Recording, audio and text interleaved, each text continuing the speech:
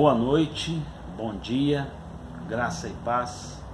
Cumprimento aos amados, queridos. Eu ainda estou aqui em Córdoba, Argentina. Agora são 1h25 da manhã, Argentina, mesmo horário Brasil. Hoje já são dia 7/10/2018.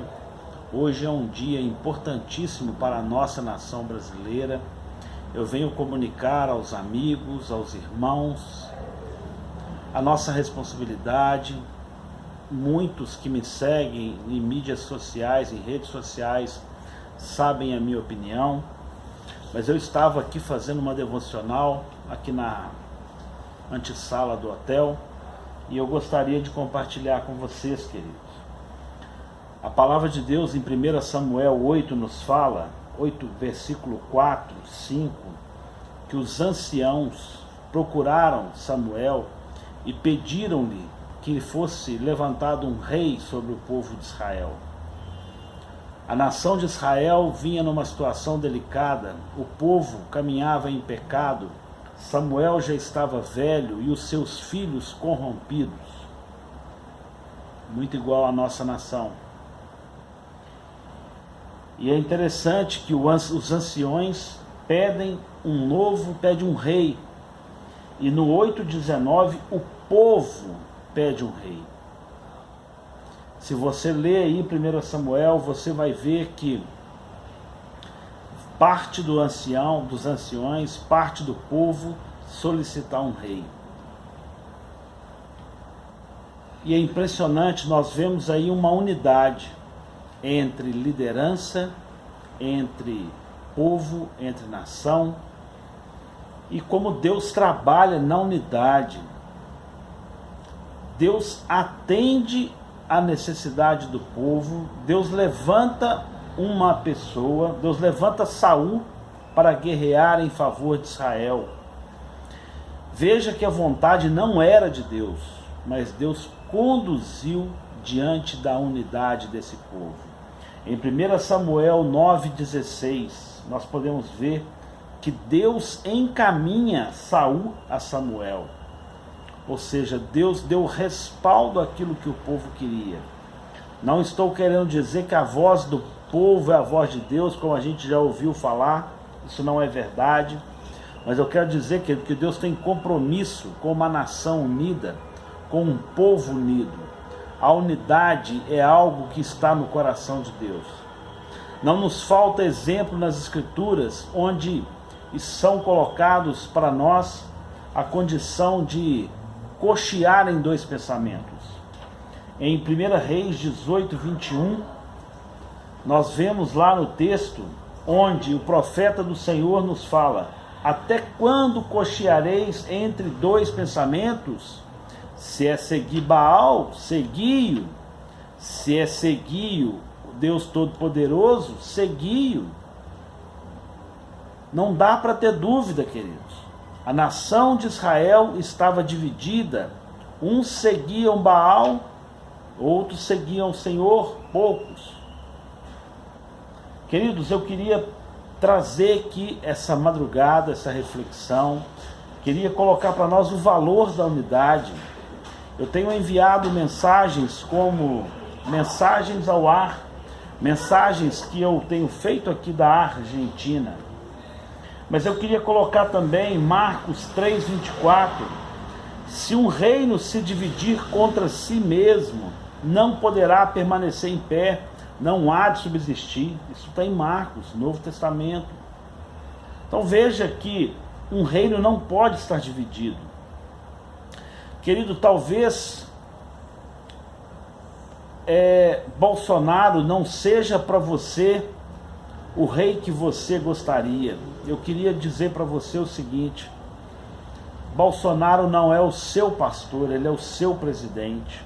Se você ler aí 1 Samuel 9, você vai ver a condição de um rei. O jugo de um rei não é fácil. Não quer dizer que será fácil. Mas a nação brasileira vive um momento, uma necessidade de um rei. Fato. Depois de Saul veio Davi. Depois de Davi veio Salomão. Cada história, cada geração diferente. Se Salomão tivesse reinado em época de Davi, não teria tido sucesso, querido. O que nós temos para hoje é Bolsonaro. Ele pode não ser a melhor condição, ele pode não ser aquilo que Deus queria para nós, mas eu queria dizer para você que Deus trabalha com propósitos, Deus trabalha numa nação unida, Deus trabalha na unidade. Nós podemos ver o próprio Jesus falando dessa unidade em João 17:11. Jesus nos disse: para que eles sejam um, assim como nós. Jesus está referindo aqui a Trindade, Pai, Filho e Espírito Santo. Queridos, para que eles sejam um, assim como nós. Verso 21, nossa unidade revela o senhorio de Cristo na nossa vida. Queridos, é tão importante a nossa unidade, é tão importante que mesmo em opiniões diferentes, mas que possamos nos unir. Não adianta você votar em alguém, jogar seu voto fora, você vai estar dividido. Deus não trabalha na divisão. Você já viu em toda a mídia social que os grandes líderes religiosos, grandes empresários, grandes pessoas que têm voltado-se para a condição econômica, pessoas inteligentes, pessoas com cunho de respeito familiar, mesmo não sendo cristãos evangélicos, mas têm aí fortemente apoiado essa condição de votar em alguém que realmente é contra esse comunismo, socialismo, essa condição deturpada da família, dos contextos que nós cristãos cremos. Nós precisamos nos posicionar. Hoje, dia 7, é um dia de oração. Eu queria convidar você a levantar pela manhã, orar, se colocar em jejum, ir até a urna e votar com muita responsabilidade. Bolsonaro pode não ser o seu candidato, mas que você possa pensar na unidade. Deus trabalha na unidade, Pai, Filho e Espírito Santo. Deus ouviu o clamor de um povo e Ele encaminhou Saul. Que o Senhor possa realmente nos encaminhar, Bolsonaro, no final desse dia. Que possa ser dias, querido, de edificações, dias de ordens, quem sabe progresso. Veja que no mesmo João, Evangelho de João 17, Jesus ainda nos disse no verso 21, Jesus nos deu a sua glória. Através da unidade, Jesus nos dá a sua glória, com um motivo, com um propósito, a glória de Jesus em nós, para sermos perfeitos. Essa unidade gera uma perfeição, um equilíbrio, uma maturidade. Querido, eu queria que você avaliasse isso. Eu queria que você refletisse nessa unidade. Talvez você pode não gostar muito das minhas palavras, mas eu convido você a abrir a sua Bíblia em João 17, fazer uma leitura. Nós precisamos ser um. Nós somos uma grande maioria, mas Deus não vai trabalhar numa nação dividida. Nós precisamos de unidade. Eu convido você mais uma vez a se colocar de jejum, a orar pela nossa nação.